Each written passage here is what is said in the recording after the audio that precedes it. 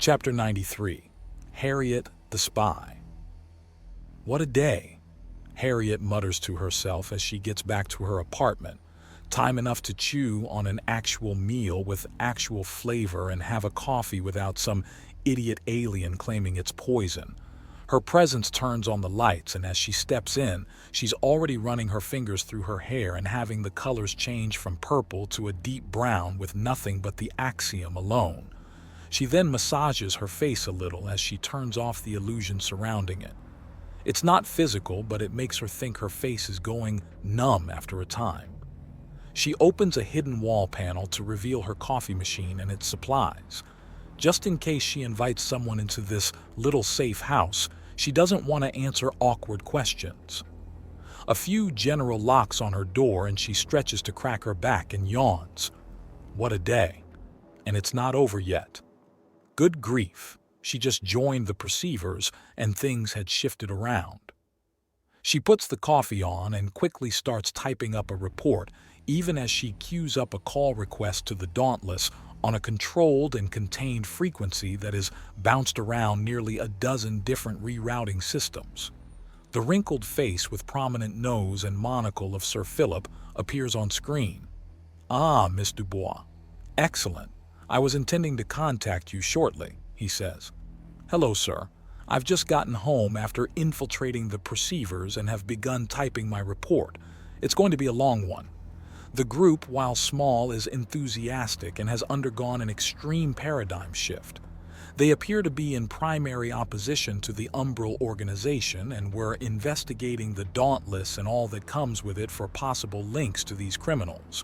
Our men being targeted by such organization shifted things to our favor. Actually, madam, we have not been targeted. According to the now freed slaves from that organization, it was Miss Lavender Trot that was the target the entire time. She's a known enemy of the organization that rarely exposes herself so thoroughly."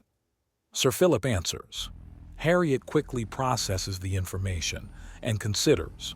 So the women that were on the airship weren't loyal lieutenants, but kidnapped victims under the axiom effect that the Umbral and Dark Cabal were so infamous for. The Null must have knocked it out of their systems. But Lavender? Really? That silly, easily excited bimbo of a horse was a great enemy of the Umbral? Enough of one to risk the possible consequences of a small war. If you're curious as to how, the silly thing appears to have a great tendency of being right for the wrong reasons.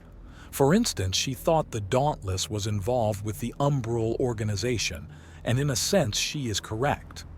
We have been hiring and sponsoring pirates that used to belong to its parent organization, the Dark Cabal, a tenuous, but nonetheless existent and factual link. She was correct. She had gone the wrong way entirely and arrived at the wrong ultimate conclusion, but her main thrust was dead center. "She's somewhere between an idiot and a genius, isn't she?" Harriet asks with a groan. "I believe the term is savant," Sir Philip supplies. "Before you make your entire report, I'm rather curious as to the fate of Miss Argonne. What has occurred to her?" "She is being inducted into the Purple Perceivers and has started to latch on to me. I've encouraged this as it lets me have further contacts out in the world. The girl has a fairly low position, all things considered, but she has her own small apartment and maintains it well. It could be used as a bolt hole in times of emergency, not to mention her access to second-hand clothing will be invaluable for disguises." Harriet replies. "Excellent. You never know where a friend will be of assistance. Now you claimed you had another organization that you were investigating. Regale me," Sir Philip orders. "I'll be getting my coffee as I do so. Things will be happening very soon and I need to move," Harriet says as she stands up. "Anyways, the group is the Sisterhood of Sacred Scents. They actually mark their safe houses and members with very specific perfumes. I'll be channeling Axiom through a nose ring to enhance my sense of smell to bring it up to par. A great deal of Nagasha, Lopin, and a few Cobes and Gobes seem to make up the majority of the organization with a few Tret in administrative roles, which is what I'll be aiming for. The Sisterhood seems to be focused on rooting out who's been speaking to whom by using scent markers. Are you sure the coffee is wise? Sir Philip asks. No, however, there are several techniques to purge such scents, and I'll be using all of them. Couple that with a few remarks and my stating that I passed by a human man in the streets and was going to try and speak to him before he got a call and was summoned away. Not to mention I'm expected to use a few perfumes of my own to make a statement even as I walk in. Harriet explains as she quickly changes out of the dress and into a blouse and long, breezy skirt, all pale blue with cloud-white flowers dancing across the hems. The coffee finishes and she gulps it down as she protects herself from the scalding heat with Axiom as she all but pours it down her throat straight. A few dozen purges of her scent after she packs the coffee machine away and quickly returns to the station. That was fairly swift. I had just been browsing your report so far. You've been busy, dear girl. I haven't sent it yet, Harriet remarks, and Sir Philip smiles. Yes, that ties into your next lesson. Your computer is compromised in my favor. Folder Alpha Centauri contains all the information you need to properly purge it without making things obvious to us here on the Dauntless. Best of luck, Sir Philip says, and the call ends.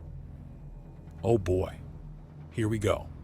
I wonder if Herbert has these kind of random tests thrown in too, she asks herself, and her communicator buzzes. It's a text, it reads. He's in the middle of one right now. Well, there goes any sense of safety I thought I had in here. Good grief. She mutters to herself as she finishes decorating her scent profile and putting on a wide-brimmed sun hat on a downward tilting angle. Time for the double shift. She mutters to herself as she packs in a few new weapons and recording devices around her person, including the Kutha and J-Hest ring combination invented by the EFL. A riot shield that can double as a battering ram and sword is not something to sneeze at. Her face unrecognizable, Harriet steps out into the hallway and begins walking down. Then she pauses as something in her pocket that she did not put there pokes her thigh.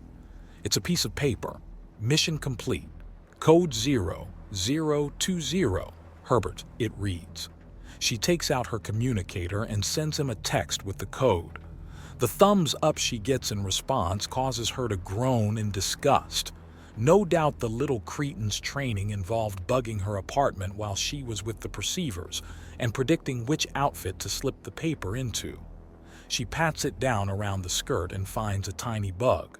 She tears out a tiny piece of plastic on it to indicate she found the practice device and tucks it back in.